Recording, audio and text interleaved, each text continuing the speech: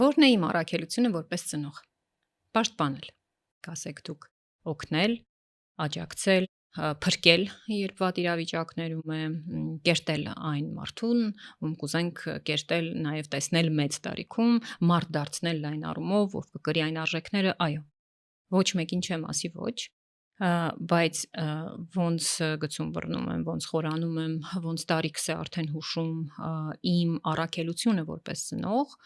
մեծացնել մարդ, ով կարող է ապրել առանց ինձ։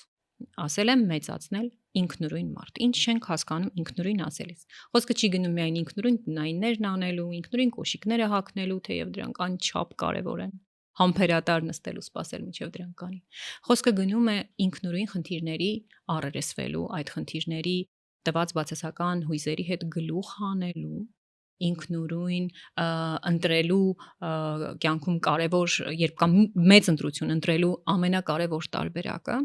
եւ դրան հասնելու համար պետք է այդ փոքր տարիքից տալ կոշիկները հագնելու ընտրություն, նախաճաշին իր ուզած ուտեստը ընտրելու հնարավորություն եւ ապրել ինքնուրույն նշանակում է կարողանալ որոշումներ կայացնել եւ դրանց պատասխանատվությունը կրել ինքնուրույն։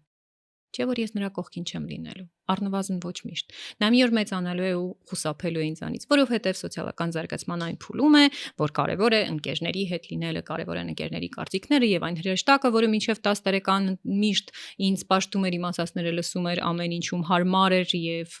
պուպուշ ու փափուկ,